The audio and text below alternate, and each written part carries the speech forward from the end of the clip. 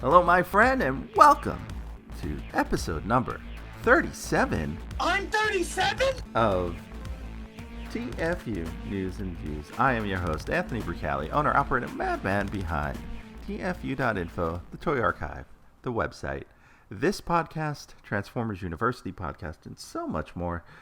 And I want to welcome you into this show. And with everything going on in the world and here in America, I just hope this show gives you a little bit of a break and a little bit of a distraction from however you're feeling about our current time. And this time around, I was struggling to find something.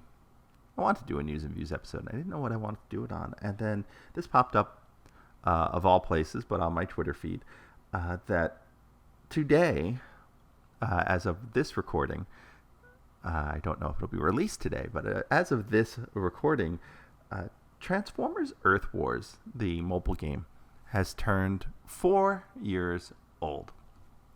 And there's some pretty compelling statistics around the game, courtesy of our friends over at Space Ape Games. And I want to read to you just a few of those. As many of you who follow me on Twitter may know, I really enjoy this game a lot. And there's a lot of reasons. So I kind of want to just not necessarily look back at the last 4 years, though that some of these stats will. I just want to talk a little bit about why I find this game great and some of the things I'd hope to see in the future, not from the game itself, but from the game to the larger Transformers fandom. So, the stats on Transformers Earth Wars in 4 years. I don't even know what kind of number this is. What comes after billion? Trillion? Right? 1, 2, that's trillion, billion. Yeah, of course trillion comes after billion. I thought it was bigger than that. But over 41.5 trillion energon has been spent in the game. 513 billion spark in the game. This is all game currency used to upgrade abilities. About 1.5 billion battles fought on the game. Half a million alliances. 53 million combiners deployed in the game. 17 million players worldwide. So if you didn't think this game was popular, there are 17 million people. 16,999,999 other than me that play this game.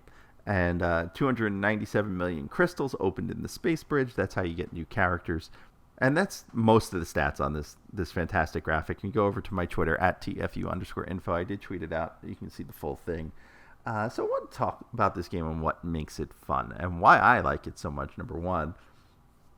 And as a fan, what might compel you to play it. So, what makes this game fun?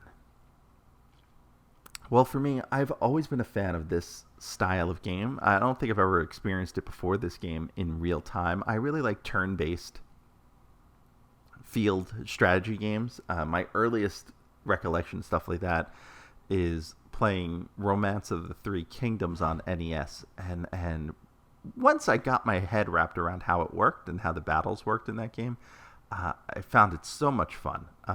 Going square to square and kind of, boxing in opponents and fighting for territories. I always thought that was fun. And then I think that led later on the Sega Genesis for me to really, really embrace the Shining Force games. And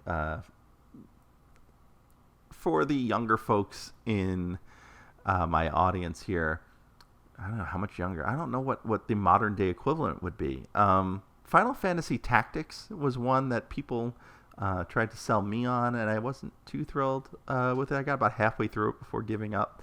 That's back on PlayStation 1.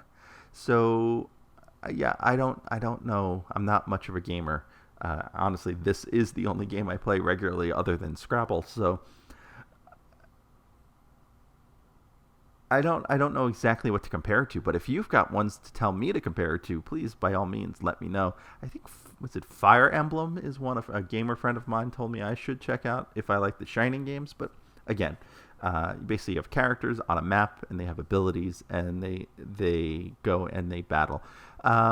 Transformers Earth War is a little different because it takes place in real time. So there's no squares, there's no turn-based play. It's drop your guys into the zone, and they will automatically attack things, and then you can use your special abilities to direct them at various targets. And there's some power-ups that you can unleash combiners if you have them, and decide to send them in battle. And there's a lot of resource management in building your base because you're attacking other bases, and every couple of hours you're probably defending yours. But the other thing that makes this game a lot of fun, especially for longtime Transformers fans like myself, is the story bits. And that happens, there's a story mode that you can work your way through. But every week there is an event that has a story to it. And almost invariably, whenever you unlock a new character, there's a little bit of story to them. And as you upgrade them, you get pieces of the story. At least that's how it worked originally. And I've tweeted up bits of the story before. I'm sure there's videos of most of the story online, so it's definitely worth checking out. And in this game, you decide if you're Autobot or Decepticon at the outset.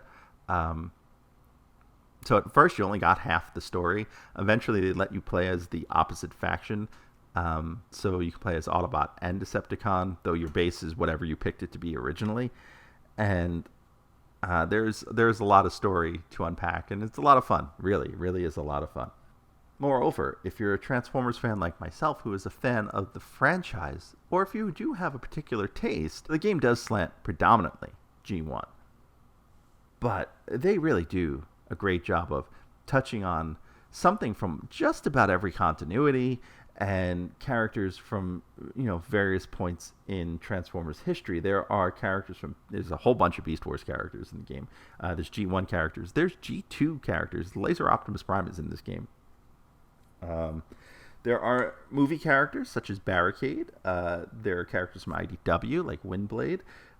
We now have recently gotten Battle Masters in the game, essentially. So, your old school Micromasters and some of your Action Master partners is presented in the toy line currently. There's Lugnut in a G1 form, but he is most certainly animated Lugnut at heart. There are UK characters, there are Japanese characters, and there are characters that are toy only, like Dinobot Slash. And the interesting thing here, like characters like Dinobot Slash and the Rust Renegades, aka Victorion, all have individual bios. So you get a little bit of the characters being fleshed out in this game that you wouldn't see anywhere else. Now, I know the Rust Renegades appeared a lot in the IDW books, and then to some extent they have characterizations. But this is kind of the character bios I'm about to mention in episode 84 of Transformers University, where we go over the Transformers universe profiles from 1986. And within that, where we go over the Transformers universe profiles from 1986. Now, within the story also, we've gotten to meet a lot of characters. We've even gotten some new characters, and we've gotten some revamped designs. And this is where I would like to see this story continue on outside of the game. Now, we've gotten two brand new characters exclusive to the game, and that is Sentius Magnus and Sentius Malus. And they are ancient Transformers that have taken sides, Magnus with the Autobots and Malus with the Decepticons. But they're really cool looking character designs. Actually really good characters in the game too. But the toy design from those two wouldn't be too hard to do. They basically have crab tank modes, much like a number of these Cyberverse Shockwave toys that have come out. All it would take is to re-engineer one of those into Magnus and Malus, slap on a neat paint job, do it as a store exclusive or a selects figure, and there you go. There's also a really badass looking Tigatron in this game with a slightly different color deco. The body looks pretty much like Tigatron, but if you were to do a Tigatron update in these colors where he has highlights of blue and orange, oh man, what a great toy that would be. Also in this game, we've seen some interesting new bodies for old favorites. There is a Cybertronium mode for Jetfire. There is a handful of G.I. Joe crossovers. Soundwave as a Hiss Tank, Skywarp as a Night Raven, Hound as a Vamp, and then Jetfire again as a Sky Striker. All stuff that would make for really cool toys. And yes, because there is a regular Jetfire, a Cybertronian Jetfire, and a G.I. Joe crossover Jetfire, in theory, on your team, you can have 3 Jetfires all attacking a base at once. You can also have 3 Optimus Primes all attacking a base at once. And, 3 Megatrons as well. There's also Death Saurus and Starsaber in this game with designs that are very much reminiscent of their original bodies, but ones that would certainly be great in toy form. And there's a new Tarantulas in this game. He looks like Tarantulas, but there's no toy I can really associate with the body design. So that would be one that would certainly warrant a new toy, right? And yes, he does turn into a spider. It's pre-transmetal Tarantulas.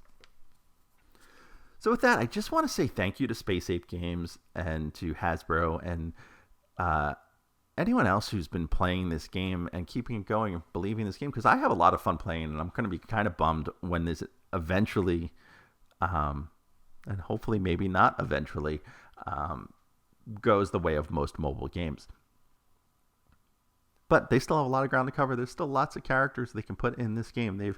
They've touched on so many, but there's characters from '84. There's no Trailbreaker in this game. There's no Hoist in this game yet. Looks like they're building out a pair of new combiners. Looks like Lio Kaiser and Computron will be completed in the game within probably by the end of the year, I would say.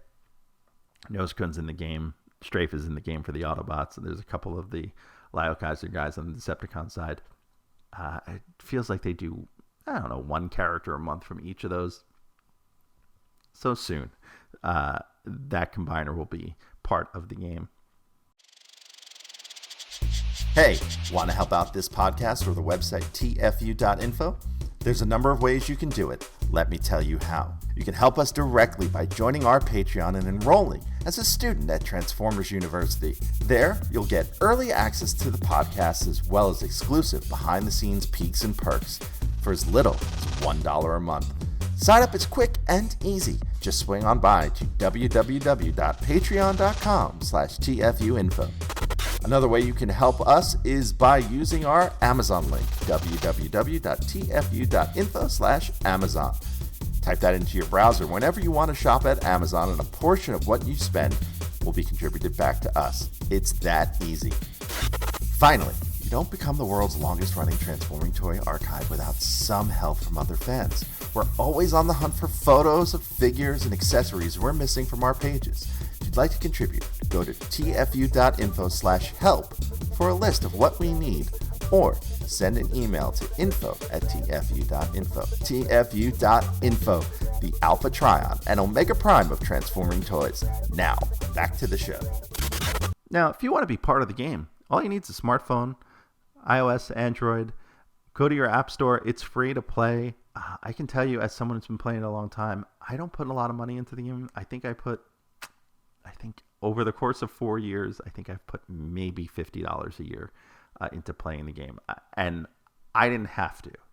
I always say I did it because I wanted to, because if I was to buy a game for a console, it'd probably cost about $50.